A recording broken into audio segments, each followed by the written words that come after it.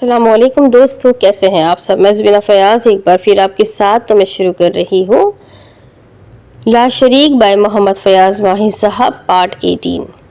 مکھن سلطان شہبر کو بھاگی کے مکان کی صورتحال بھی بتا رہا تھا اور دکھا بھی رہا تھا۔ اس نے دور سے ہی اشارہ کر کے دکھا دیا تھا کہ یہ وہ بندہ ہے جو خود کو بھاگی کا بھائی کہتا ہے اور باقی اس کے کارندے لگتے ہیں۔ اسلحہ بردار 6 لوگوں کو دیکھ کر شہبر مسکراتا ہوا بولا، مکھن سلطان جتنا بڑا تمہارا نام ہے کام بھی اتنا ہی بڑا کرو۔ یہ چھوٹے چھوٹے شچندر ہمارے کام کے نہیں ہیں، ان جیسوں سے الجھنا ویسے ہی میری توہین ہے۔ کوئی بڑا کام کرو جو سلطان سائی کے دور میں ہوتا تھا۔ لاشیں، عزتیں، جوانیاں، موت، قدم قدم پر خوف اور دہشت پھیلا دو، لوگ ایک بار پھر سے تمہارے نام سے کانپنا شروع ہو جائیں گے۔ وہ کام کرو، اس گھر کو چھوڑو، وہ بھول جاؤ، ابھی ان کو تعمیر کرنے دو، جب پوری طرح بن جائے گا پھر اس کو ایک بار پھر سے آگ لگا کر اپنے من کی آگ کو ٹھنڈا کر لینا۔ وہ شہبر کی طرف دیکھے جا رہا تھا جو اس کی ساری ہسٹری سے واقف بھی تھا اور ایک بار پھر اس کو وہی سب کچھ کرنے کا مشورہ بھی دے رہا تھا۔ ذرا سوچو، جب یہ گھر مکمل تعمیر ہو جائے گا، اگلے دن اس کا افتتاح کرنے کے لیے اس کو سجایا گیا ہوگا، لیکن اسی رات اس کو آگ لگ جائے گی تو کیا بنے گا؟ مکھن شہبر کی بات سن کر اس کی طرف ایسے دیکھنے لگا جیسے کہ وہ تو اس کے باپ سے بھی بڑا کمینہ نکلا ہے۔ نور العین کی ایسے بندوں سے دوستیاں تھیں جو مہا کمینے تھے۔ وہ مسکرانے لگا لیکن اس کی مسکراہٹ دور ہو گئی جب اس نے اپنے موبائل پر خان کا نمبر دیکھا۔ اس نے شہبر کو وہ نمبر دکھایا تو اس نے اسپیکر کھول کر اس کو بات کرنے کا کہا۔ شہبر مکھن سلطان کے پاس ہی تھا۔ خان کی ساری صورتحال، ساری بات سن کر شہبر کے اشارے پر ہی وہ سب کچھ کہتا جا رہا جو اس کو شہبر اشارے سے سمجھاتا رہا۔ پوری بات سننے کے بعد مکھن نے جب دیکھا کہ رابطہ منقطع ہو گیا ہے تو اس نے شہبر کی طرف دیکھا جو کہنے لگا تھا، سب سے پہلے میرے پوتے سانول کو وہاں سے رہا کروا کے یہاں پہنچاؤ۔ کوئی بھی ایسی پراپرٹی بیچ دو جو تمہارے کام کی نہیں ہے، اسے بیچ کر خان کا یعنی اس ورک شاپ کا پورا نقصان پورا کر دو۔ بچے کا بحفاظت وہاں سے نکال کر کچھ ماہ کے لیے یہاں لے آؤ۔ اسی دوران میں خان کو ایسی کمر توڑوں گا کہ وہ ناک کے بل گرے گا اور سیدھا تمہارے قدموں میں گر کر معافی بھی مانگے گا اور تم سے صلح کرنے پر بھی مجبور ہو جائے گا۔ شہبر اس کو مشوروں سے نوازنے لگا تھا۔ مکھن سلطان نے سومیا کو بات کر کے بتا دیا تھا کہ اس کے لاڈلے نے ایک اور چن چڑھایا ہے جو کل عالم نے دیکھا ہے۔ کیا اس کی بھی نظروں سے اس کے کرتوت گزرے ہیں؟ سومیا نے آگ لگنے کے واقعہ کو ٹی وی پر دیکھا تھا لیکن نظر انداز کر دیا تھا، لیکن مکھن کی زبانی معلوم ہوا کہ یہ کارنامہ اسی کے بیٹے نے سر انجام دیا ہے تو پاگلوں کی طرح سانول کے بارے میں پوچھنے لگی۔ بار بار ایک ہی بات کہی جا رہی تھی کہ پولیس نے میرے بیٹے کو مقابلے میں مار دینا ہے، اس کو بچا لو، لیکن مکھن سلطان نے اس کو بہت بری طرح جھاڑ پلاتے ہوئے خاموش رہنے کا کہہ کر کال منقطع کر دی تھی۔ رات کو خان کی کال سننے کے بعد اس نے وعدہ کر لیا کہ وہ اپنی ساری زمین خان کے نام کرنے کو تیار ہے لیکن اس کے بیٹے کو اس الزام سے بری کرا دے۔ دونوں میں ڈیل ہو گئی تھی۔ خان نے اس کے گاؤں جا کر اپنی مرضی کی زمین پسند کر کے اسے ڈیل پر رضامندی ظاہر کی تھی۔ مکھن سلطان اگلے ہی دن خان کے آفس میں پہنچ گیا تھا۔ دونوں آمنے سامنے بیٹھے تھے۔ خان کے سامنے سلطان پور کا نقشہ پڑا ہوا تھا۔ انہوں نے دیکھا کہ مزار شریف کے ساتھ بہت بڑی جگہ خالی ہے جو کہ سائی سلطان کی ملکیت ہے۔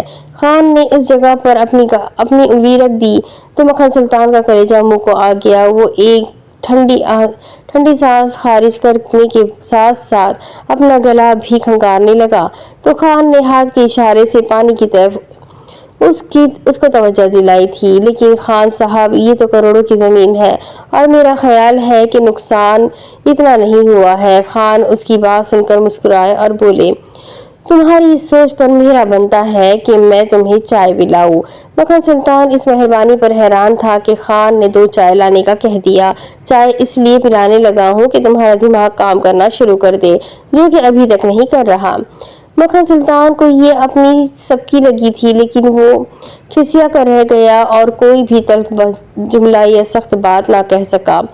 کہ اس کو شہپر نے یہی سمجھا کر بھیجا تھا کہ جو بھی خان کہے وہی مان لینا، بس اپنی کوئی بھی رائے دینے سے پہلے تھوڑی ہچکچاہٹ ضرور کرنا۔ وہ شہپر کے مشورے پر عمل کرتا ہوا خان سے بولا تھا، میں سمجھا نہیں خان۔ وہ عزیز سے بولا تو خان نے مسکرا کر اس کی طرف دیکھا اور پھر بولے، تم میں اگر اتنی سوجھ بوجھ اور سمجھ کی بات کرنے کی صلاحیت ہوتی تو آج ٹیبل کے اس طرف ہوتے اور میں تمہاری جگہ ہوتا۔ پر بہت بڑا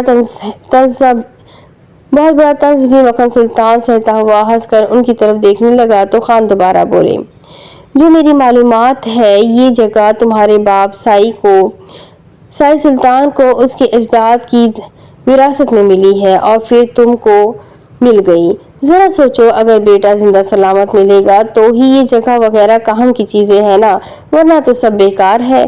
خان نے چھپے ہوئے الفاظ میں اس کو دھمکی دی تھی کہ اس کا بیٹا ابھی بھی اس کے قبضے میں ہے، وہ کچھ بھی کر سکتا ہے۔ مکھن سلطان ہونٹوں پر زبان پھیرتا ہوا بولا، ٹھیک ہے خان، پھر کب یہ سودا فائنل ہوتا ہے؟ وہ بات کو ختم کر کے جلد از جلد سانول کو وہاں سے رہائی دلانا چاہتا تھا، حالانکہ وہ اس وقت خان کے آفس میں تھا اور سانول پتہ نہیں کس تھانے میں تھا۔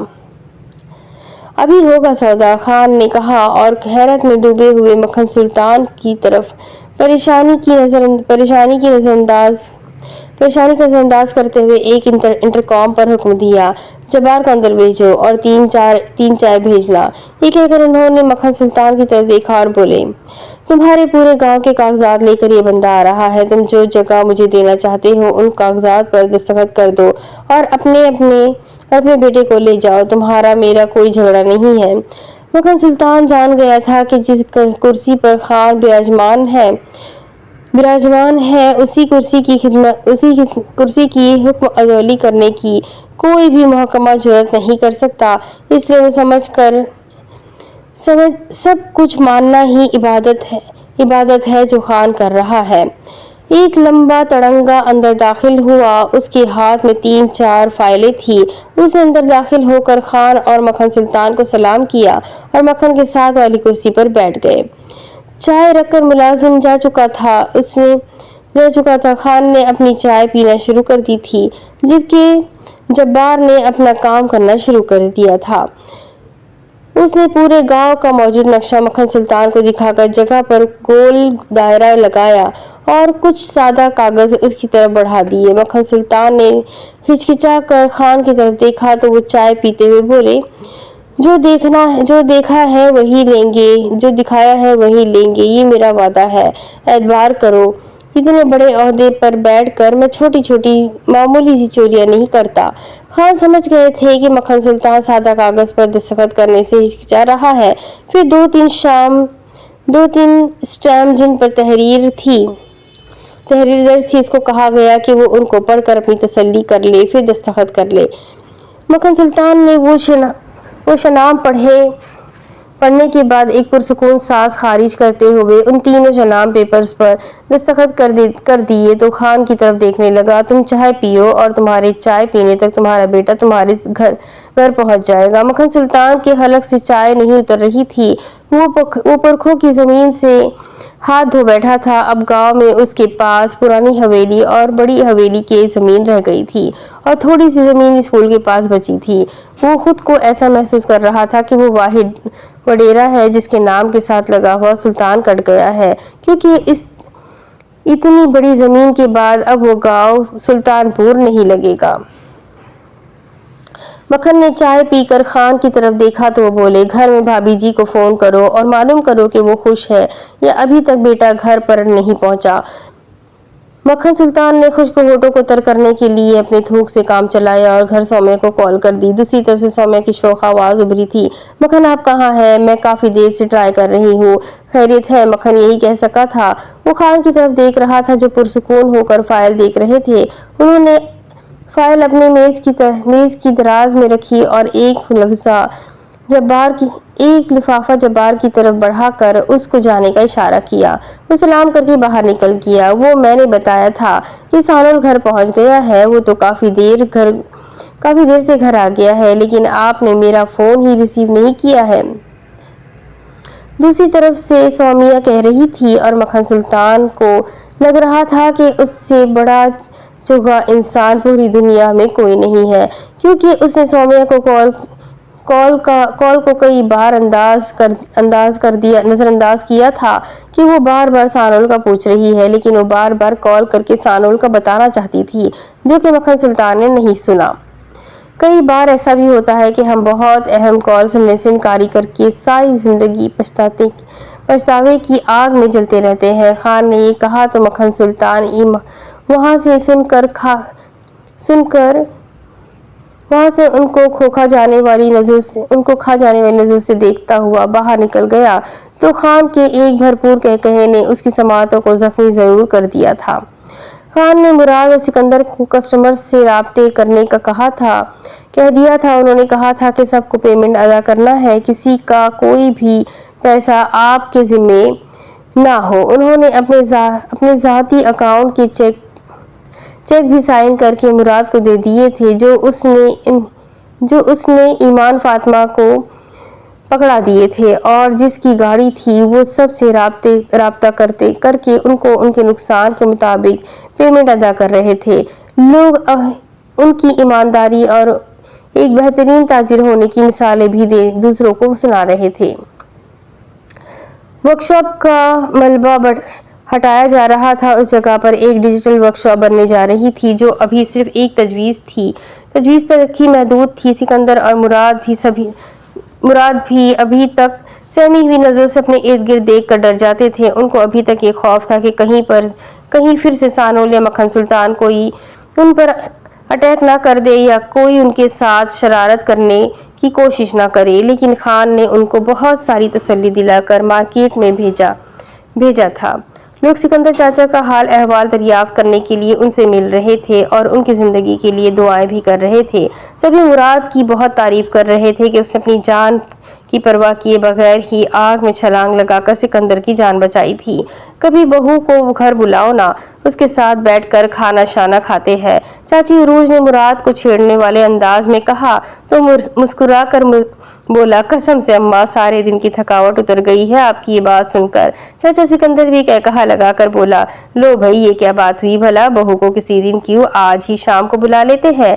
उरूज चाचा सिकंदर की तरफ देखकर बोली, अब इतने भी जल्दबाज ना बने, उसको भी तो घर से निकलने के लिए 100 बहानों की जरूरत होगी। वो कुछ दिन तक पहले से तैयारी करेगी, फिर ही आ सकेगी ना। मुराद सामने रखा हुआ खाना खाने में मसरूफ हो गया था। चाचा सिकंदर ने भी उसका साथ देने के लिए अपने हाथ धोए और उसके साथ खाने में शामिल हो गया।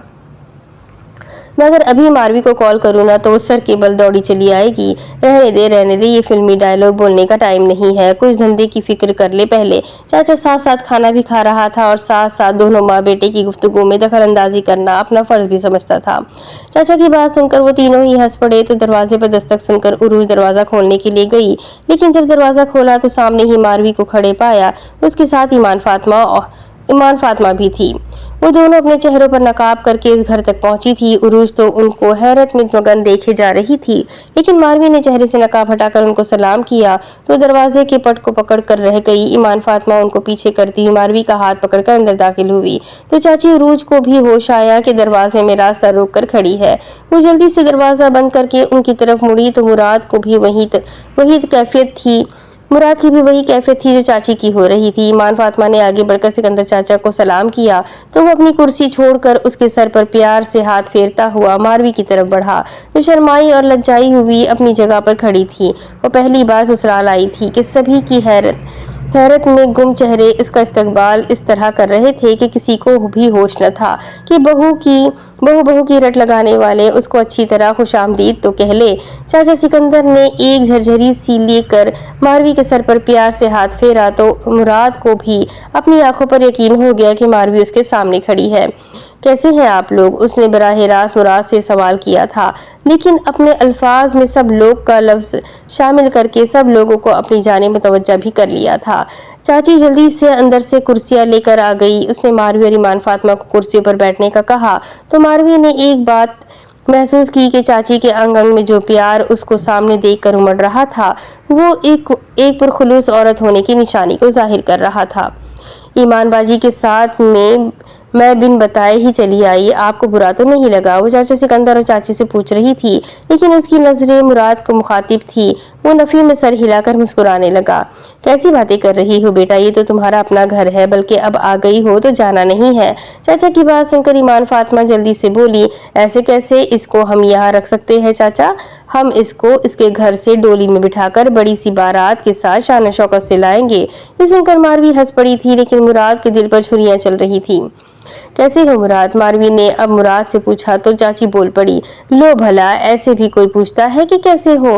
भाई तुम अब मियाँ बीवी हो, कोई जरूरी बातें नहीं करनी है तो अंदर चले जाओ। मैं तुम्हारे और ईमान बेटी के लिए कुछ खाने पीने का बंदोबस्त करती हूँ। चाची को बहुत ही खुशी हो रही थी, लेकिन मारवी सहमी हुई आवाज में बोली, नहीं नहीं, मैं फिर कभी आऊंगी, अभी तो ये मम्मा से बहाना करके घर से निकली थी। आप लोगों को देखने को दिल कर रहा था। ईमान फातिमा ने उसकी नजरों का ताक़ुब किया तो उसका निशाना मुराद ही था, जो शर्मा गया था। तुमने अच्छा किया जो चली आई, वरना मैं अभी तुम्हें कॉल करने ही वाला था, मुराद ने कहा तो मारवी उसकी आंखों में देखकर ये पैगाम देने में कामयाब हो गई कि दिल को दिल से राह होती है। चंद मिनट तक वो उस घर में ही रही थी। ईमान फातिमा को भी जल्दी थी, तो वो तो बस मुराद और मारवी को एक दूसरे की एक झलक दिखाने के लिए लाई थी। मारवी ने बताया कि घर में अभी किसी को भी इल्म नहीं है कि उसका निकाह मुराद से हो चुका है, लेकिन जब मालूम होगा तभी पता नहीं क्या होगा। वो कुछ खौफजदा दिखाई दी तो चाचा ने उसके सर पर हाथ फेरते हुए कहा, जिस अल्लाह ने अभी तक अपना करम फरमाया है वो आगे भी मजीद आसानियां पैदा फरमाएगा। किसी भी बात और किसी भी वाक़े से घबराना नहीं है। किसी भी बात को सुनकर पहले हमसे राब्ता जरूर करना बेटा। ये दुनिया झूठ की बुनियाद पर बहुत जल्दी एतमाद की इमारत खड़ी कर लेती है। चाचा सिकंदर की बातें बहुत ही कीमती थी, जिनको सुनकर मारवी ने इस बात में सर हिला दिया। चाची उसको अंदर ले गई और 5,000 का एक नोटिस उसके हाथ में थमा दिया। वो उसको देखकर हैरान हो रही थी, लेकिन चाची बोली, ये तुम्हारा शगुन है बेटा, तुम पहली बार अपने ससुराल आई हो, ठहरो। ये कहकर चाची एक तेल की बोतल उठा लाई। वो मारवी के कदमों में इस तेल को गिराकर बोली, लो अब इस्तेई खैरा है। मारवी उनके खुलूस को कोई भी नाम देने से कासिर थी, लेकिन इस वक्त उसको जल्दी थी। वो ईमान फातिमा के कहने पर वहां से निकलते हुए मुराद से आंखें दो चार करना ना भूली थी। वो चली गई थी, लेकिन मुराद अभी तक दरवाजे को ही देखे जा रहा था। चाचा ने उसकी नजरों के ताक़ुब में देखकर उसकी आंखों के सामने अपने हाथ को लहराया तो वो खिसियाना सा होकर उसको देखने लगा। तो चाचा बोला, वो इतनी देर तक सामने खड़ी रही तो तब उससे कोई बात नहीं कर सके, अब खाली दरवाजे को ही देखे जा रहे हो। मुराद तो ना बोला, लेकिन चाची बोल पड़ी, क्या करते हैं आप भी, ये हया वाली औलाद है। वो भला हमारी मौजूदगी में कैसे उससे बात कर सकता था? वो कोई आप जैसा थोड़ी है कि मुझे देखने के बहाने यूं ही घर में आ जाया करते थे आप। ये सुनकर चाचा तो शर्मिंदा हो गए, लेकिन चाची शर्मा कर अंदर चली गई, क्योंकि मुराद ने एक भरपूर कहकहा लगाकर चाचा की बात का जवाब दे दिया था। मक्खन सुल्तान बहुत गुस्से में लग रहा था। दूसरी तरफ वो सानोल के कमरे का दरवाजा पीट कर उसको चिल्ला कर खोलने को कह रहा था, लेकिन साथ साथ सौम्या की चीखें भी अंदर बैठे सानोल को सुनाई दे रही थी कि सानोल, दरवाजा मत खोलना, तुम्हें मेरी कसम है, मत खोलना। उसने मक्खन सुल्तान के हाथ में पिस्तौल देख लिया था, बहुत गुस्से में था। उसका बस नहीं चल रहा था कि वो सानोल को अभी के अभी गोली मार कर फिर खुद को गोली मार ले। उसके हाथ से उसकी जमीन चली गई थी। सिर्फ इस लड़के की वजह से वो खान के सामने क्रॉस उल्लू बनकर उसकी सारी बातें मानता गया था। तुम वो सौम्या की तरफ पलटा तो उसको खा जाने वाली नजरों से देखता हुआ बोला, बेवकूफ औरत, मुझे कॉल पर कॉल करके कुछ बताने की बजाय एक छोटा सा मैसेज कर देती कि कुत्ते का पिल्ला घर पहुंच गया है, मेरी सारी जमीन बच जाती। मैं उस खान से लड़कर भी वहां से निकल आता। वो अपने सर को पीट रहा था।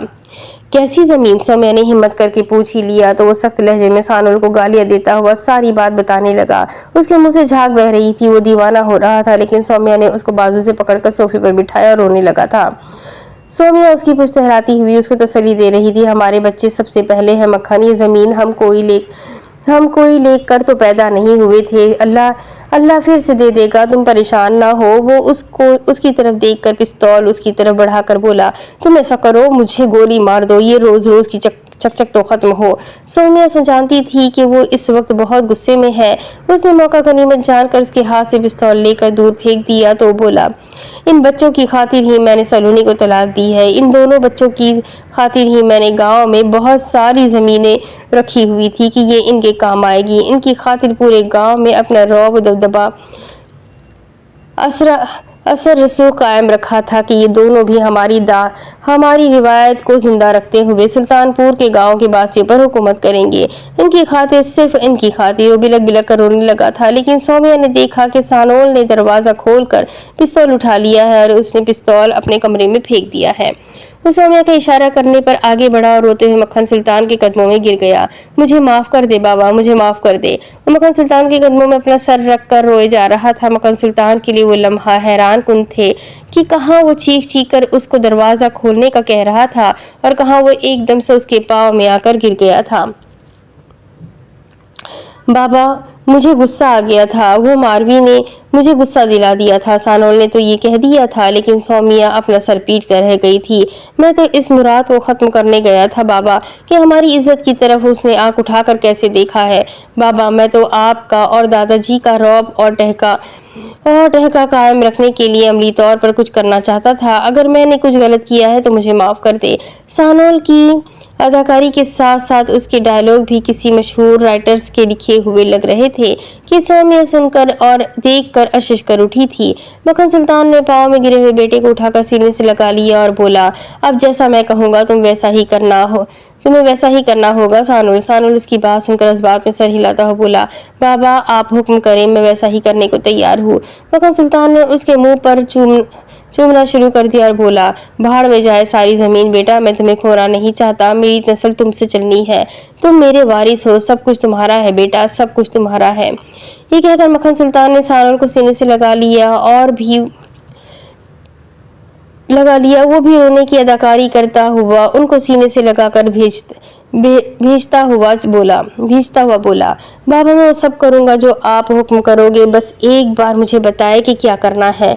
मक्खन सुल्तान ने उसका चेहरा अपने सामने करते हुए कहा, मेरे साथ गांव जाना होगा अभी और इसी वक्त, यहाँ तुम्हारी जान को बहुत खतरा है, चलो जल्दी करो। ये वो हुक्म था जो सानोल कभी भी ना मानता, लेकिन उसकी पुश्त पर सौम्या ने हाथ फेरते हुए उसको वो हुक्म फिलफोर मानने का इशारा दे दिया था। वो फौरन बोला, ठीक है बाबा, जैसा आप कहते हैं, मैं अभी अपने सामान लेकर आता हूँ। वो ये कहकर अपने कमरे की जानिब बढ़ गया तो सौम्या ने उसको पुरसुकून होने के लिए कहा और बोली, आप तो यूं ही सानोल से बदगुमान हो गए थे, आपने उसकी बात फौरी मान ली है। वो किचन की जानिब जाने लगी, लेकिन फिर रुक कर बोली, अगर साथ मारवी को भी ले जाए तो ये दोनों बहन भाई वहां पर एक दूसरे से बातचीत कर लिया करेंगे और अकेला सानोल भी बोरियत महसूस नहीं करेगा। मक्खन मुस्कुराया और बोला, तुम तो काफी समझदार हो, लेकिन ये मारवी है कहाँ?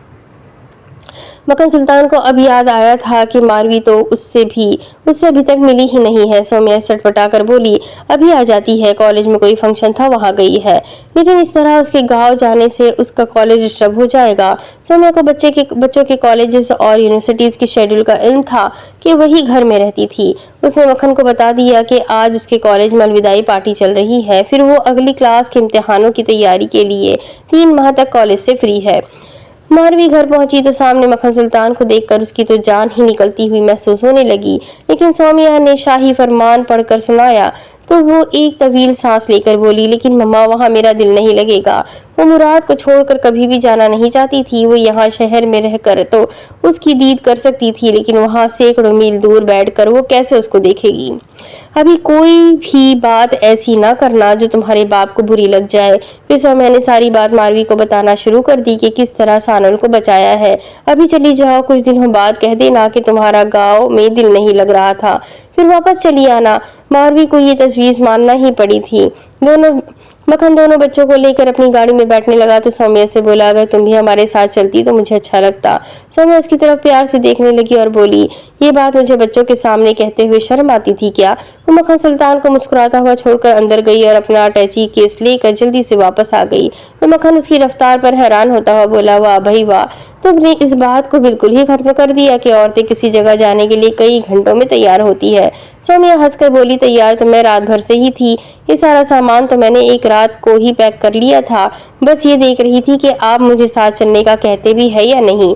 سانول نے گلا کھنکارا تو وہ دونوں ہی گاڑی میں بیٹھ گئے تو گاڑی شہر سے نکل کر سلطان پور کی جانب دوڑنے لگی۔ ماروی سانول کے ساتھ والی سیٹ پر بیٹھنے کی بجائے پچھلی سیٹ پر اکیلی بیٹھی تھی، کیونکہ وہ سانول سے نفرت کرنے لگی تھی کہ اس نے اس کے مراد کو قتل کرنے کی کوشش کی ہے۔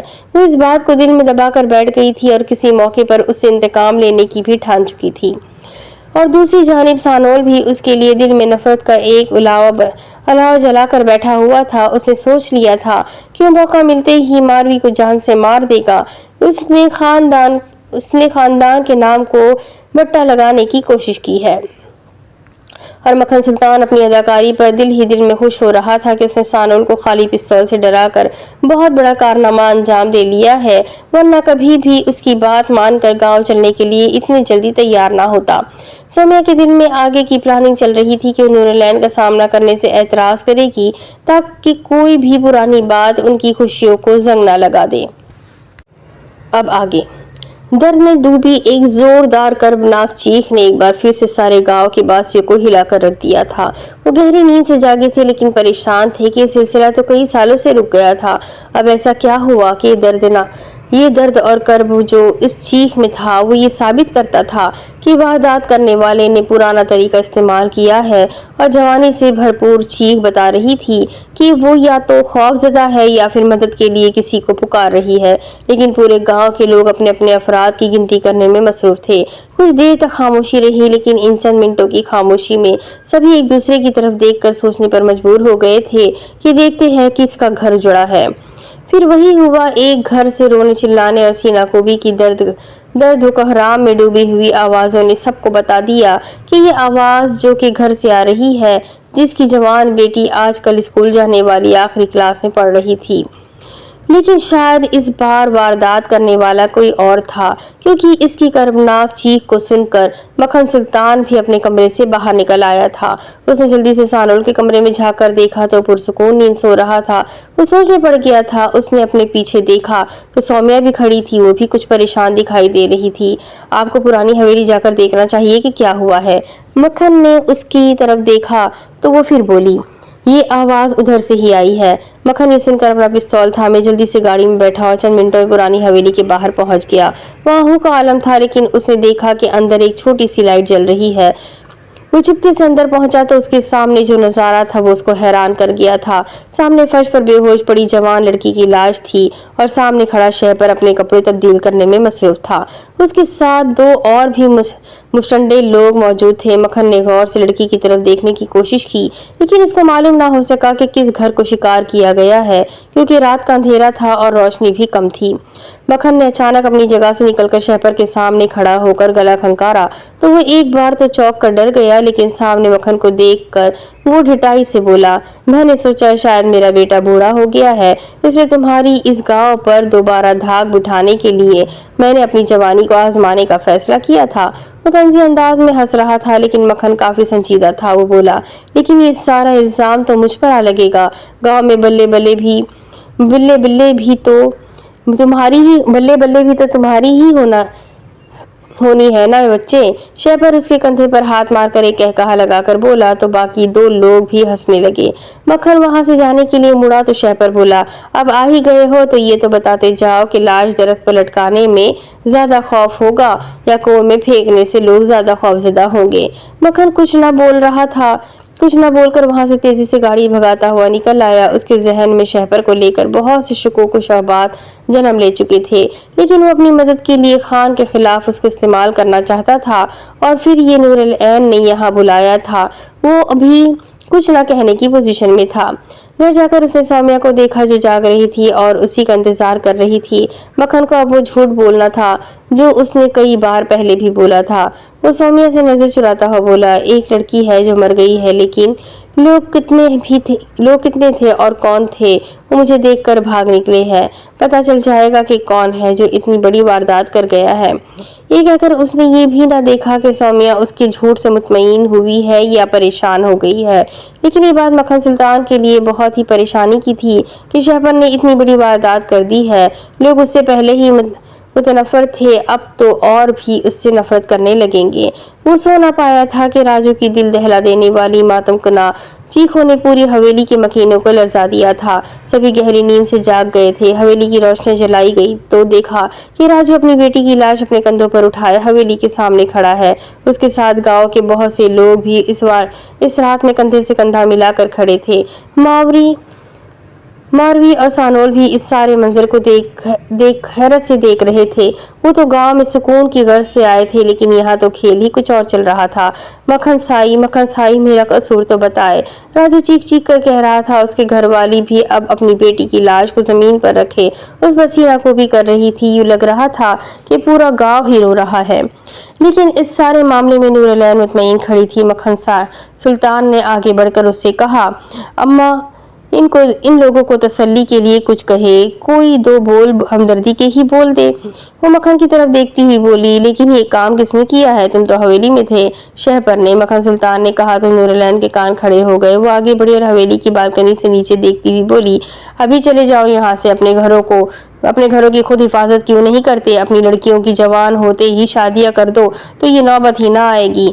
मक्खन सुल्तान नूरलैन की तरफ हैरत से देख रहा था कि गांव वालों के जख्मों पर मरहम रखने की बजाय नमक की छिड़क रही है।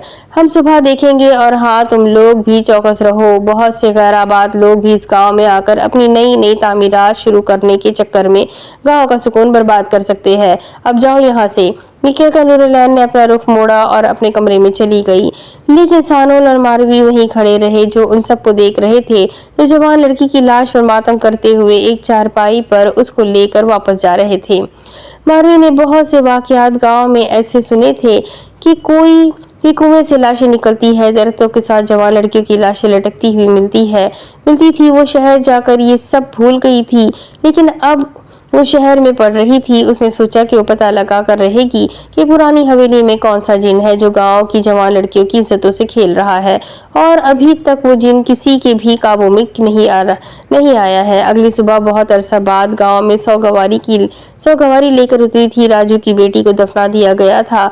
राजू अंदर ही अंदर पेचुताप खा रहा था। उसको कुएं में छलांग लगाकर खुदकुशी करने वाला सदीक याद आ रहा था, जिसने आखिरी लम्हे इन सब को कहा था कि तुम सब की भी बारी आएगी, तुम सब भी मेरी तरह ही मातम करोगे।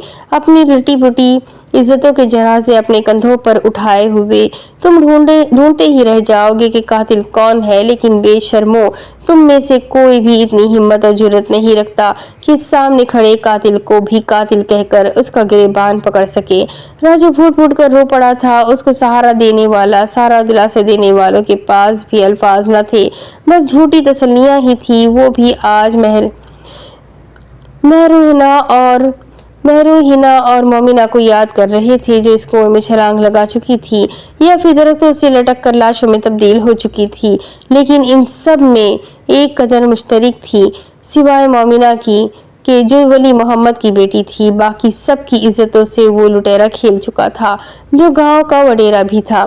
वली मोहम्मद भी काफी अफसरदा थे। वो समझ गए थे कि मक्खन सुल्तान जब से गांव से दूर रहा है, तब से इस गांव में कोई ऐसा अंदोहनाक वाकया ना हुआ था। लेकिन उसके गांव में आते ही ये सिलसिला फिर से शुरू होता हुआ नजर आने लगा है। बस अल्लाह ही सबकी इज्जतों को महफूज रखे। वो दरूद अहमद के सजदे से उठने का इंतजार कर रहे थे कि उसको पराठे खिला सके, लेकिन उसके तवील सजदों की वजह से वो खामोश होकर बैठ गए थे। मजार शरीफ के अहाते में उन्होंने देखा कि बहुत ही प्यारी बच्ची, जिसकी उम्र 18 के लगभग होगी, वो डरती डरती अंदर झांक रही थी। लेकिन वली मोहम्मद को देखकर वो हिम्मत करके सीधे उनकी तरफ बढ़ी तो वली मोहम्मद के चेहरे पर फैली मुस्कान देखकर उसको यकीन हो गया कि बाबा जी ने उसको पहचान लिया है। सलाम बाबा जी। वली मोहम्मद ने मुस्कुराकर उसके सर पर प्यार से हाथ फेरा और बोले, वालेकुम अस्सलाम मारवी बेटी, माशाल्लाह माशाल्लाह, बड़ी हो गई हो, सलामत रहो, जीती रहो। मारवी बहुत खुश लग रही थी। वो मजार के अहाते में सजदे में गिरे हुए दरूद अहमद को देखकर बोली, ये झिल्ला ही है ना बाबा जी।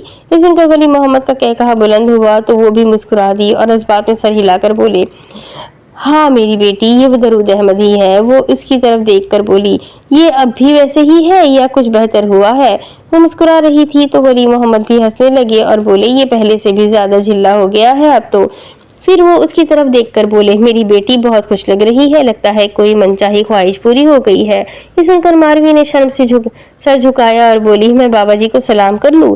वली मोहम्मद ने अंदर की तरफ झांक कर देखा और बोले, हाँ भाई, क्यों नहीं, करो सलाम बाबा जी को। वो मुस्कुरा कर उसको ज्यादा देख रहे थे, लेकिन दरूद अहमद ने सजदे से सर उठाकर वली मोहम्मद की तरफ देखा तो उसकी सुर्ख आंखें यूं लग रहा था कि ख्वाब बहा रही हो। वो कुछ देर खुद को पुरसुकून करता रहा, फिर अंदर मजार की तरफ देखकर बोला, वो मेरी भरजाई बन गई है बाबा जी। वली मोहम्मद उसकी तरफ देखकर मुस्कुराए और बोले, अच्छा, मैं तो समझा था कि तुम अल्लाह को सजदा कर रहे हो, लेकिन तुम्हारा ध्यान तो हमारी बातों की तरफ था। वो सादगी और संजीदगी से बोला, मैं अल्लाह ही को सजदा कर रहा था बाबा जी, लेकिन जब उसने मुझे जिल्ला कहा तो मेरा राब्ता टूट गया। मैंने बहुत कोशिश की कि दोबारा अल्लाह करीम की बारगाह में मेरी हाजिरी हो जाए, लेकिन उसको मंजूर न था। तो फिर इतनी देर से सर क्यों उठाया तुमने? वली मोहम्मद ने 2 पराठे निकाल कर उसके सामने किए तो बोला, मैं उसको देखना नहीं चाहता था बाबा जी, वो मेरे यार की मनकूहा है, मुराद की बीवी है। वली मोहम्मद हंसने लगे, अच्छा अच्छा, तो उन दोनों ने निकाह कर लिया है? वो नफी में सर हिलाकर बोला, नहीं नहीं, इन दोनों का निकाह खान भाई ने अपने घर में सबकी मौजूदगी में करवा दिया है। बस लड़की को ये नहीं मालूम कि मुराद भागी का बेटा है, और लड़की के घर में किसी को भी नहीं मालूम कि मारवी का निकाह हो चुका है और वो भी भागी के बेटे से। वली मोहम्मद मुस्कुराते हुए बोले, अच्छा अच्छा, चलो ये पराठा तो खाओ। दरूद अहमद पराठा तोड़कर दही के साथ खाने लगा तो वली मोहम्मद बोले, वैसे जिस दिन ये निकाह होना था मुझे मोमिना बेटी और खान का फोन आ गया था, मैंने ही इजाजत दी थी। दरूद अहमद उनको मसनूई गुस्से से देखे जा रहा था। वली मोहम्मद मुस्कुराए तो बच्चों की तरह जिद करके बोला, मैं नहीं आपसे बोलता, लेकिन वो पराठे खा रहा था, इसका मतलब था कि वो बोलता है, बस वही ही झूठ मूठ में नाराज है। मुस्कुराते हुए बोले, चलो वो तुम्हारी भरजाई है तो उसके सर पर प्यार से हाथ तो रख सकते हो ना। वो ये सुनकर इस बात में सर हिलाकर बोला, हाँ हाँ, ये मैं कर लूंगा। मारवी के बाहर आने पर उसने मारवी के सर पर प्यार से हाथ रखा तो बोली,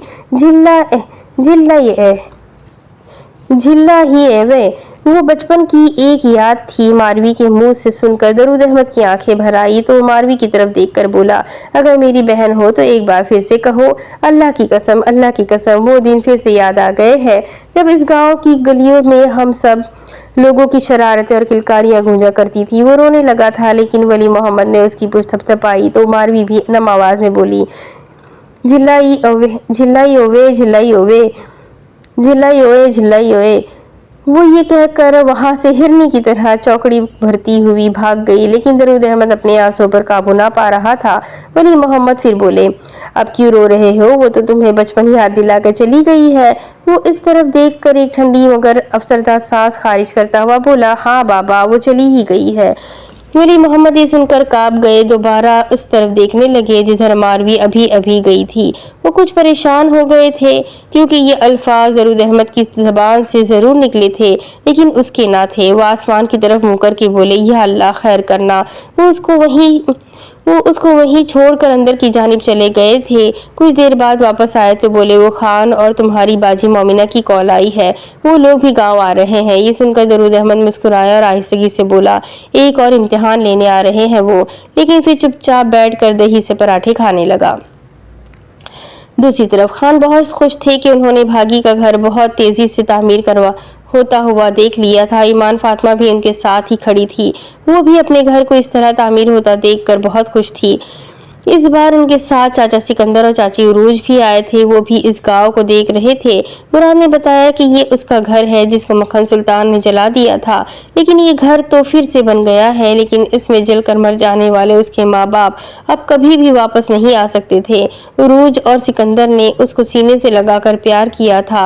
वो उसको हौसला और तसल्ली देते हुए बोले थे, हम जो है तुम्हारे माँ बाप वो मुस्कुरा कर उनको गले लगाता हुआ बोला, इसमें कोई शक नहीं है। वो वापस मज़ार की तरफ पलटे थे। बातें करते करते उनको वली मोहम्मद ने बताया कि कल मारवी मज़ार शरीफ पर सलाम करने के लिए आई थी। मुराद तो बहुत खुश लग रहा था। उसको मारवी ने कॉल करके बता दिया था कि वो इस वक्त गाँव में है और मज़ार शरीफ पर है। उसने दरूद अहमद के साथ होने वाली गुफ्तगू भी बताई तो मुराद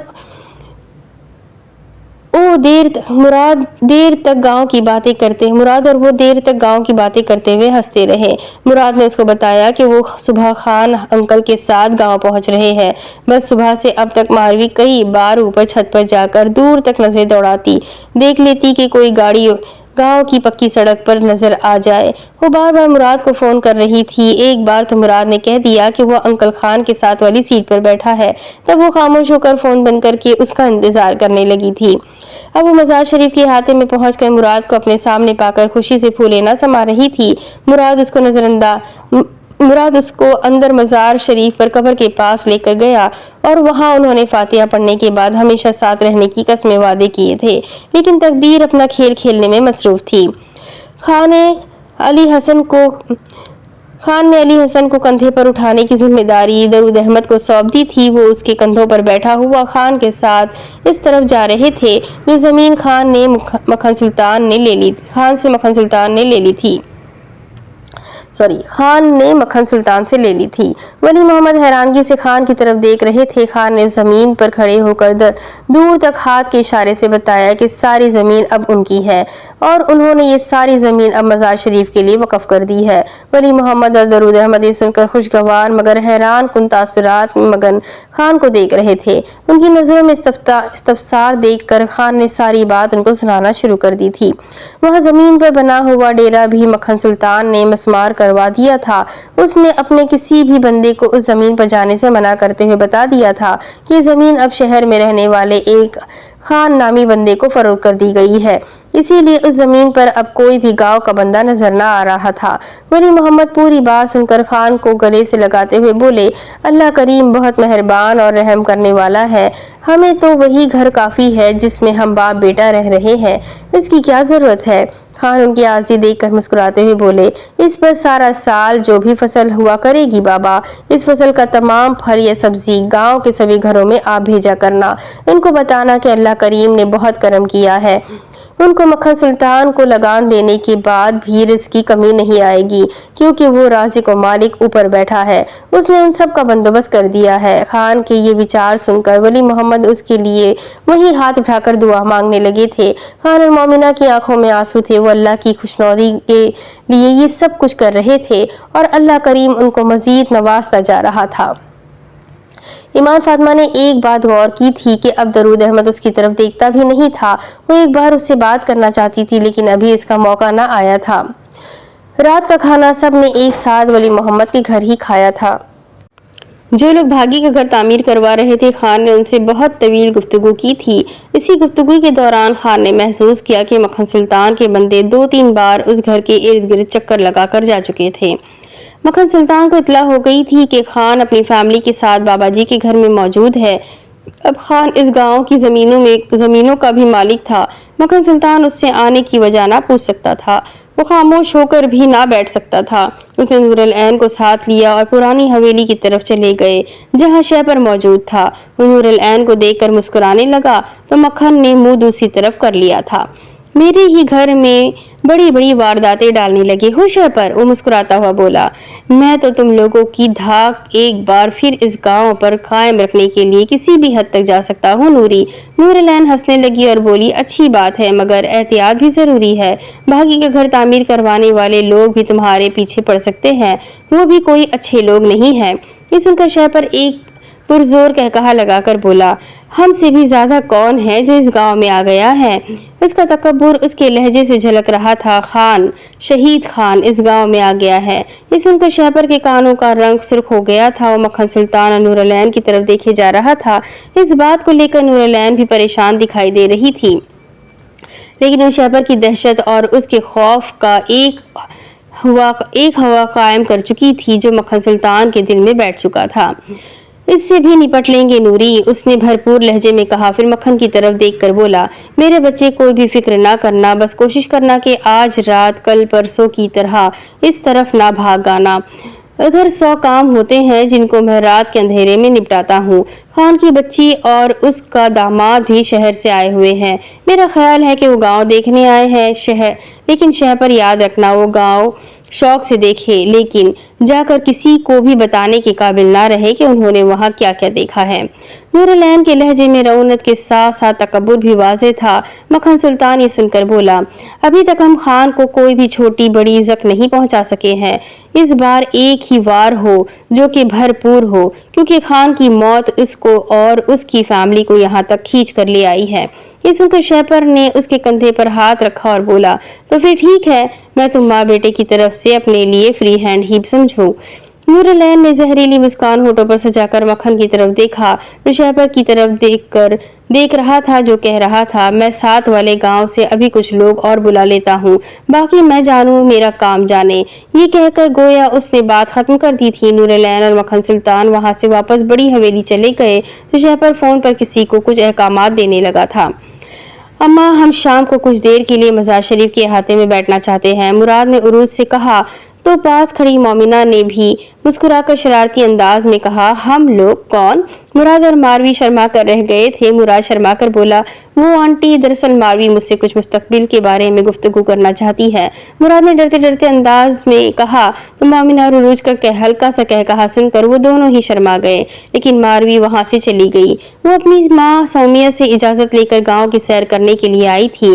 وہ رات کو مراد سے ملنے کے وعدے کے ساتھ جدا ہوئی اور حویلی کی طرف بڑھ گئی۔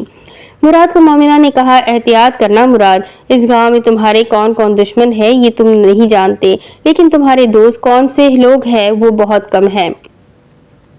عروج نے بھی مومنہ کی بات سن کر تائیدی انداز میں سر ہلایا تو مراد بولا، میں سمجھتا ہوں آنٹی، انشاءاللہ احتیاط ہی کریں گے۔ یہ کہہ کر وہ باہر نکل گیا۔ خان اور بابا جی تو پہلے ہی زمین پر گئے ہوئے تھے، وہ سارے سال کا حساب کتاب لگا کر فصل کے پھل کے بارے میں معلومات اکٹھی کر رہے تھے۔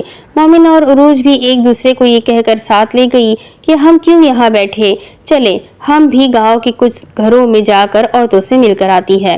مومنہ نے گھر کے صحن میں بیٹھی ایمان فاطمہ کی طرف دیکھا اور ساتھ چلنے کا کہا، لیکن اس نے انکار کر دیا تو مومنہ نے علی حسن کو اس کے حوالے کرتے ہوئے کہا کہ اس کو سلا دے۔ وہ یہ کہہ کر عروج کے ساتھ گھر سے باہر نکل گئی تو ایمان فاطمہ علی حسن کو سلانے کے لیے اپنے پاؤں پر بٹھا کر جھولے دینے لگی۔ درود احمد گھر میں داخل ہوا تو ایمان فاطمہ کو دیکھنے کے بعد اپنے کمرے میں چلا گیا۔ اس نے کمرے کا دروازہ تھوڑا سا بند کر دیا تھا، لیکن ایمان فاطمہ اس سے آج دو ٹوک بات کرنا چاہتی تھی۔ اس نے اندر جا کر دیکھا کہ کوئی بھی نہیں ہے اور پورے گھر میں بھی اس کے اور علی حسن کے سوا صرف درود احمد ہی ہے۔ وہ علی حسن کو گود میں اٹھائے درود احمد کے دروازے پر جا کر کھڑی ہو گئی۔ اس نے دروازے پر دستک دی تو اندر سے کوئی جواب نہ پا کر وہ بولی، درود احمد، یہ میں ہوں ایمان فاطمہ، کیا میں اندر آ جاؤں؟ لیکن اندر سے درود احمد کی آواز سنائی دی، نہیں زلیخا، میں تمہیں اس بات کی اجازت نہیں دیتا کہ تم میرے کمرے میں اس وقت آؤ جبکہ گھر میں کوئی بھی نہیں ہے۔ یہ سن کر ایمان فاطمہ نے ایک سانس خارج کی اور ہاتھ سے دروازہ کھول دیا تو درود احمد تیزی سے باہر نکلنے لگا تھا، لیکن ایمان فاطمہ نے ہاتھ آگے کر کے اس کو اندر ہی رکنے کا اشارہ کیا اور بولی، درود احمد، ہم بچپن کے دوست ہیں، اس گاؤں کی کچی گلیوں میں ایک ساتھ کھیلے ہیں، بھاگے دوڑے ہیں۔ وہ نظریں نیچی کیے اس کی باتیں سن رہا تھا۔ تمہیں یاد ہے کہ تم میری خاطر آم کے پیڑ پر چڑھ جاتے تھے اور پکے پکے آم توڑ کر میرے لیے نیچے پھینکا کرتے تھے، یاد ہے؟ ایمان فاطمہ نے اپنی بات پر زور دیا تو وہ اسباق میں سر ہلا کر رہ گیا۔ وہ باہر نکل کر وہاں سے بھاگنے کی کوشش میں تھا، لیکن دروازے کو روک کر ایمان فاطمہ وہاں پر کھڑی تھی۔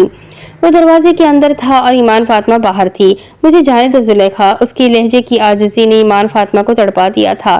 وہ اس کے جھکے ہوئے سر کو دیکھ کر بولی، میری طرف آنکھ اٹھا کر دیکھو درود احمد، دیکھو میری طرف۔ لیکن اس نے سن کر نفی میں سر ہلا دیا تو وہ بولی، تمہیں میری قسم درود احمد۔ اس نے تڑپ کر نظریں اوپر اٹھائی تو ایمان فاطمہ اس کی سرخ روئی ہوئی آنکھوں کا سامنا نہ کر سکی اور نظریں جھکا کر رہ گئی تو وہ بولا، تم زلیخا ہو لیکن میں یوسف نہیں ہوں زلیخا۔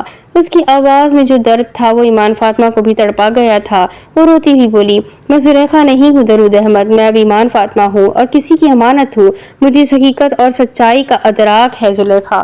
وہ آہستگی سے بولا تھا، اس کا بس نہیں چل رہا تھا کہ وہ ابھی باہر بھاگ نکلے تو درود احمد اپنے دل کی بات کبھی بھی تم نے مجھ سے کیوں نہیں کہی؟ یہ سوال تھا جس سے وہ ڈر رہا تھا۔ وہ رونے لگا تھا، اس نے منہ دوسری طرف کر لیا تھا۔ وہ اپنی کمزوری ایمان فاطمہ کو نہیں ظاہر کرنا چاہتا تھا۔ ایمان فاطمہ نے اس کے کندھے پر پیچھے سے ہاتھ رکھا تو وہ کانپ کر تڑپ گیا اور بولا، تمہیں خدا کا واسطہ ہے زلیخا، مجھے جانے دو۔ جب تک میری بات کا جواب نہیں دو گے میں یہاں سے نہیں جانے دوں گی۔ وہ بھی اپنی بات پر اڑ گئی تھی۔ وہ تیزی سے اس کی طرف مڑا اور بولا، ایسا کچھ بھی نہیں ہے، تمہیں بس غلط فہمی ہوئی ہے، میرا یقین کرو۔ وہ بھرائی ہوئی آواز میں بولی، کھاؤ میری قسم۔ یہ سن کر وہ دل کی گہرائی تک کانپنے لگا تھا۔ وہ اس بار براہ راست اس کی آنکھوں میں دیکھتا ہوا بولا، میں جھوٹی قسم نہیں کھاؤں گا زلیخا۔ یہ کہہ کر اس نے پھر سے نظر جھکا لی تو وہ روتی ہوئی بولی، لیکن کب سے درود احمد؟ وہ اپنے لیے دل میں پالے گئے جذبات کے متعلق پوچھ رہی تھی۔ وہ جھوٹ نہ بول سکا اور سر جھکائے ہی بولا، جب تم اپنے گھر میں جلنے کے لیے تیار تھی، لیکن میرا دل کہتا تھا کہ اگر آج زلیخا جل کر مر گئی تو اس کائنات میں کوئی بھی زلیخا درود احمد کا اعتبار نہیں کرے گی۔ حالانکہ میں تمہیں کبھی بھی یہ نہ بتا سکا تھا کہ میں تمہارے لیے دل میں ایک جذبہ رکھتا ہوں جسے محبت کہتے ہیں۔ وہ اب رو رہا تھا۔ وہ پھر سے بولا، میں نے تمہیں بچانے کے لیے اپنی جان بھی داؤ پر لگا دی، لیکن خوشی اس بات کی ہوئی کہ میں نے تمہیں بچا لیا۔ پھر جب مکھن سلطان اپنی ماں کے ساتھ تمہیں ڈھونڈتا ہوا ہمارے گھر تک بھی آ پہنچا تو تم بابا کے کمرے میں ان کے سامنے کھڑی تھی۔ وہ تمہیں وہاں سے پکڑ کر لے جاتے، لیکن میں نے اپنے اللہ سے ایک سودا کر لیا۔ وہ یہ کہہ کر رونے لگا۔ اب اس کے ہونٹ کانپ رہے تھے۔ وہ کوئی بھی بات کرنے سے پہلے اپنی ہمت کو مجتمع کر رہا تھا تاکہ بات کو مکمل کر سکے، لیکن ایمان فاطمہ سے برداشت نہ ہوا۔ وہ بول پڑی، کیا سودا درود احمد؟ کیسا سودا؟ مجھے بتاؤ۔ وہ اس بار پھر اس کی آنکھوں میں دیکھتا ہوا بولا، میں نے اللہ کے سامنے اپنی محبت کو بیچ دیا۔ میں نے اسے سودا کر لیا کہ ابھی وہ میری لاج رکھ لے، زلیخا مکھن سلطان اور اس کی ماں کو اس کمرے میں نہ نظر آئے تو میں وہ رو رہا تھا۔ آنسو اس کی قمیض کے دامن کو تر کر رہے تھے۔ کیا درود احمد؟ بولو نا۔ ایمان فاطمہ بھی بے چین و بے قرار ہو رہی تھی اور علی حسن اس کی گود میں سو گیا تھا۔ اس کے خیال میں یہ ساری گفتگو ہی بے معنی اور بے مزہ تھی۔ مجھے ایک آواز سنائی دی، ٹھیک ہے ہم اس کو دشمنوں سے چھپا لیتے ہیں، لیکن ہم سے ایک سودا کر لو کہ اس کو بھول جاؤ گے، وہ کبھی بھی تمہاری نہیں ہوگی، اسی صورت میں اس کی زندگی بچ سکتی ہے۔ یہ کہہ کر وہ زار و زار رویا تو ایمان فاطمہ حیرت سے اس کو تکنے لگی تھی۔ کیا ایسا بھی ہوتا ہے کہ اللہ سے سودے بازی کی جائے؟ وہ اس بات کو مان نہ رہی تھی، لیکن وہ بولا، میں نے حامی بھر لی۔ جیسے ہی مکھن سلطان اور اس کی ماں کمرے میں داخل ہوئے تو تم نے واضح طور پر ان کو دیکھا تھا زلیخا، لیکن وہ تمہیں اس کمرے میں موجود ہونے کے باوجود بھی نہ دیکھ سکے تھے، حالانکہ تم بالکل ان کے سامنے کھڑی تھی۔ یہ سن کر ایمان فاطمہ کی آنکھوں کے سامنے وہ کئی سالوں پرانا منظر گھومنے لگا۔ وہ واقعی ایسا ہی ہوا تھا۔ مکھن سلطان اور نور العین اور سائی سلطان نے بہت غور سے اس کمرے کو دیکھا تھا۔ انہوں نے کمرے میں گھوم پھر کر بھی دیکھا تھا، لیکن وہ ان سب کو دیکھ رہی تھی، لیکن وہ کوئی بھی اس کو نہ دیکھ سکا تھا۔ وہ اب رونے لگی تو وہ بولا، میں نے اس پاک ذات سے وعدہ کیا ہے کہ تمہیں بھول جاؤں گا، لیکن یہ محبت بہت ہی ظالم چیز ہے زلیخا۔ میں ہر بار اللہ سے اپنی غلطی کی توبہ کرتا ہوں، لیکن پھر توڑ دیتا ہوں، وہ مجھے معاف کر دیتا ہے، رحمان و رحیم اور مہربان جو ہے۔ کیسی غلطی درود احمد؟ کون سی غلطی تم بار بار کرتے ہو اور وہ ہر بار معاف بھی فرما دیتا ہے؟ وہ اب جی بھر کے اس کو دیکھتا ہوا بولا، تم سے محبت کرنے کی غلطی، تمہیں یاد کرنے کی غلطی، لیکن اب اس نے مجھے وارننگ دے دی ہے، اب وہ مجھ سے کوئی تاوان لے گا، بہت ہی مشکل تاوان لے گا۔ یہ کہہ کر وہ ایک طرف سے ہو کر باہر نکل گیا اور ایمان فاطمہ اس کی سچائی اور محبت کے جذبے پر غور کرنے کے لیے ایک ہی جگہ ساکت ہو گئی۔ وہ اس کو جاتا ہوا بھی نہ دیکھ سکی تھی۔ اب آگے، تاروں بھری رات اور چاند کی چاندنی آج عروج پر تھی۔ یوں لگ رہا تھا کہ چاند زمین کے بہت ہی قریب آ گیا ہے۔ سارا دن نیل کو نظر آنے والا آسمان اس وقت سیاہ لگ رہا تھا، لیکن تاروں اور چاند کی چمک دمک نے آسمان کی رونق بڑھا کر اس کو یہ احساس نہ ہونے دیا تھا کہ وہ نیل کو نہیں بلکہ سیاہ ہے، بلکہ یہ بتایا تھا کہ وہ اس سیاہ رات کو اتنا خوبصورت لگتا ہے کہ لوگ چاند تاروں کی روشنیاں بھول کر آسمان کی طرف دیکھنے کی کوشش کرے تو ان کو احساس ہو کہ آسمان کی سیاہی کے بغیر تارے اور چاند کی روشنیاں بھی بیکار ہے۔ ہلکی ہلکی چلنے والی ٹھنڈی ہوا اس بات کا ثبوت تھا کہ موسم بھی بہت ہی سہانا ہے اور چاند کی گرد ہیولا بنائے چاندنی اٹکھیلیاں کرنے میں یوں ہی مصروف نہیں ہے۔ بہت سے لوگ اس رات کے نظارے کے لیے اپنے اپنے گھروں کی چھتوں پر لیٹے پرکیف اور پرسرد پرسرور انداز میں اپنی محبتوں کو نظر نہ لگ جانے کی دعائیں کر رہے ہوں گے۔ اسی طرح مزار کے احاطے میں ماروی اور مراد بھی ایک دوسرے کی آنکھوں میں آنکھیں ڈالے اس بات کے عہد و پیمان کر رہے تھے کہ زندگی نے ان کو جس دوراہے پر لا کر کھڑا کر دیا ہے، اب اس دوراہے سے کس طرف مڑنا ہے، اس کا فیصلہ ان کو بہت جلدی کرنا ہے۔ ہم اپنے نکاح کو چھپانا نہیں چاہیے مراد، ماروی نے کہا تو مراد اس کی زلفوں سے کھیلتا ہوا بولا، مجھے تو کوئی ڈر اور خوف نہیں ہے، بس تمہاری فکر ہے۔ وہ اس کی طرف دیکھ کر بولی، مراد کبھی تم نے سوچا تھا کہ ہم اس طرح ایک دوسرے کے ہو جائیں گے؟ ماروی کا سوال سن کر وہ مسکرایا اور بولا، جب میں اس گاؤں سے گیا تھا تو یہ امید تھی کہ اب کبھی بھی اس گاؤں میں واپس نہیں جا پاؤں گا، لیکن خیر خمیر اس مٹی سے اٹھا ہے تو دفن بھی اسی مٹی میں ہونے کی دعا مانگا کرتا تھا۔ ماروی نے یہ سن کر اس کو ڈانٹنے والے انداز میں گھورا تو وہ اس کی آنکھوں میں دیکھ کر ہنسنے لگا اور بولا، بات کی ہے نا، لیکن یہ کبھی نہیں سوچا تھا کہ تم میرے ساتھ اس طرح ہوگی کہ چاند تارے بھی ہماری محبت کو سلامی دینے کے لیے اتنا چمک دمک رہے ہوں گے۔ ماروی نے آسمان کی طرف دیکھا اور مسکرانے لگی تھی کہ کسی نے پیچھے سے اس کے منہ پر کلوروفارم والا کپڑا رکھ دیا۔ مراد تڑپ کر اس کی گود سے اٹھا، لیکن تب تک بہت دیر ہو چکی تھی۔ وہ بھی بے ہوش ہو کر کٹے ہوئے شہتیر کی طرح گر پڑتا اگر اس کو کوئی مضبوط بازو میں نہ لے لیتا۔ دونوں کو 4 لوگوں نے کلوروفارم کی مدد سے بے ہوش کر دیا تھا۔ ایک سائے کا کہکہا ابھرا، خان، اب دیکھتا ہو خان کہ تم کتنے پانی میں ہو، اپنی بیٹی اور داماد کو بچانے کے لیے کیا کر سکتے ہو، کر کے دکھاؤ بھلا۔ یہ شہبہ کی آواز تھی۔ سبھی ہلکے ہلکے کہکہے لگاتے ہوئے ان دونوں کو وہاں سے لے کر پرانی حویلی پہنچ گئے تھے۔ لالٹینیں جلائی گئی تھی، لیکن ماروی کے چہرے سے کپڑا اتارتے ہی شہپر اس کے ساتھ بدنیتی پر اتر آئے تھے۔ اتنا حسن بھی بھلا کسی گاؤں میں ہوتا ہے؟ شہپر کہا لگا کر چلایا تو باقی بھی ہنسنے لگے تھے۔ میرا خیال ہے کہ خان کو ایک ایسا جشن دکھایا جائے کہ وہ اپنی نسلوں کو بھی کہہ دے کہ شہپر کے نام سے بھی خوف کھانا ہے۔ اس کی بات سن کر ایک بولا، ہم سمجھے نہیں باس۔ وہ کہا لگا کر مراد کی طرف دیکھنے لگا اور بولا، اس چوزے کو ہوش میں لاؤ اور اس کے سامنے وہ کچھ ہوگا جو اس نے خواب میں بھی نہیں سوچا ہوگا۔ مراد کے چہرے پر پانی پھینکا جانے لگا تھا۔ وہ کچھ دیر بعد ہوش میں آ گیا تو اس کے ہاتھ پاؤں رسیوں سے بندھے ہونے کی بنا پر وہ پہلے تو ادھر ادھر دیکھتا رہا، لیکن پھر سامنے کھڑے شہپر کو نہ پہچانتا تھا، باقی اس کے گنڈا نام بندوں کو بھی نہ پہچانتا تھا۔ اس کو پہلا خیال یہی آیا کہ وہ مکھن سلطان کے قبضے میں ہے، لیکن سامنے زمین پر پڑی ماروی کو دیکھ کر وہ چیخنے لگا تھا، وہ چلانے لگا تھا، وہ اس کو آوازیں دے رہا تھا، لیکن اس کی چیخیں پورے گاؤں میں تو سنی جا رہی ہوگی نہیں۔ وہ نہیں سن رہا تھا، اور جو نہیں سن رہا تھا تو اس شہپر نہیں سن رہا تھا جس نے ماروی کو ذلیل کرنا شروع کر دیا تھا۔ سامنے مراد کو رسیوں سے باندھا ہوا تھا، وہ ان کو چلا چلا کر کہہ رہا تھا کہ ماروی کو چھوڑ دو، ماروی کو چھوڑ دو، لیکن سب کے کہے اس کی چیخوں پر حاوی ہو گئے تھے۔ وہ چیخ چیخ کر بے ہوش ہو گیا تھا، لیکن اس کی آنکھوں کے سامنے ماروی لٹی پٹی پڑی تھی۔ ماروی کو جیسے ہی ہوش آیا، وہ اپنے آپ کو پھر سامنے کھڑے شہپر کو دیکھ کر ساری صورتحال کو سمجھ کر ایک دردناک چیخ سے چلائی کہ پورا گاؤں ہی ایک بار پھر گہری نیند سے جاگ گیا۔ سب نے اس چیخ کو سن کر اپنے اپنے گھروں کے افراد پورے گن لیے تھے، لیکن سب کے افراد پورے تھے، کم تھا تو بڑی حویلی سے ایک فرد کم تھا۔ یہ چیخ سن کر سومیا کا بھی دل لرز گیا تھا۔ وہ مکھن سلطان کی طرف دیکھنے لگی تھی، لیکن اتنے میں گولی چلنے کی آواز سنائی دی تو مکھن کو جیسے ہوش آ گیا تھا۔ وہ تیزی سے سانول کے کمرے کی جانب بھاگا۔ وہاں سانول اور ماروی کو نہ پا کر اس نے ننگے پاؤں ہی نیچے کی جانب دوڑ لگا دی تھی۔ ایک اور گولی چلی تو وہ پرانی حویلی کی جانب بھاگتا ہوا چلا گیا۔ پھر تیسری گولی چلنے پر وہ کچھ دیر کے لیے رک گیا، لیکن پھر اس نے دیکھا کہ ایک لڑکی بہت تیزی سے بھاگتی ہوئی پرانی حویلی سے نکلی ہے۔ وہ تیزی سے بھاگتی ہوئی اندھیرے میں مکھن سلطان کے پاس سے گزری تو وہ تڑپ کر بولا، ماروی، ماروی، میری بچی ماروی۔ اب ماروی آگے آگے دوڑ رہی تھی اور اس کے پیچھے پیچھے مکھن سلطان ننگے پاؤں، اس بات سے بھی بے نیاز کہ اس کے پاؤں چھلنی ہو کر خون سے تر ہو گئے ہیں۔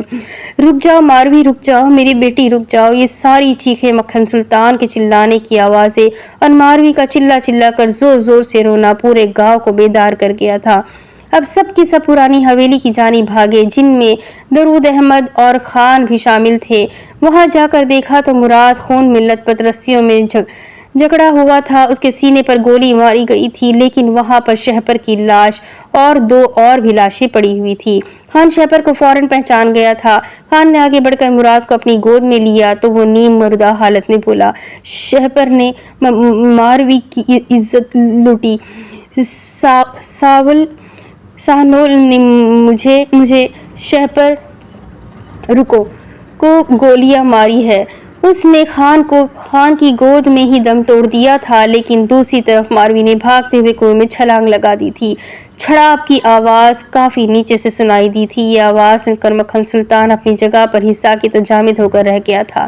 یہ لگ رہا تھا کہ کوئی پتھر کا مجسمہ ہے۔ اس کو اندھیرے میں اس طرح کھڑا دیکھ کر ہر کوئی خوف سے یہی کہہ رہا تھا کہ یہی ہے وہ پرانی حویلی کا جن جو جوان بچیوں کی عزتوں کے ساتھ کھیل کر جشن منایا کرتا تھا۔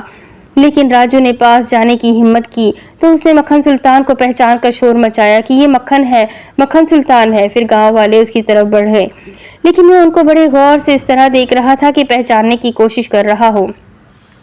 سائی ہوش میں آؤ، سائی ہوش میں آؤ۔ اس نے اس بندے کی طرف دیکھا جو اس کے چہرے پر تھپڑ مار کر اس کو ہوش میں لانے کی کوشش کر رہا تھا۔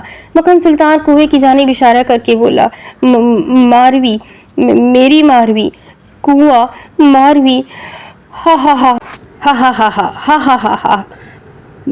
اب میں اس کے آگے کی کہانی آپ کو اگلی قسط میں سناؤں گی، کیونکہ بیکاز اس کے آگے مجھ سے خود نہیں پڑھا جا رہا اور ماروی کا دکھ مجھے بھی رلا رہا ہے۔ بے شک یہ مکافات عمل ہے، جو کرنی ہے وہ بھرنی ہے اسی دنیا میں۔ تو بس اللہ ہم سب کو صحیح راہ دکھائے۔ امید کرتی ہوں آپ سب کو بھی یہ کہانی پسند آ رہی ہوگی۔ بہت ہارٹ ٹچنگ، بہت ایموشنل سٹوری ہے۔ آنے والا اگلا پارٹ آئی تھنک آخری پارٹ ہوگا اس کہانی کا۔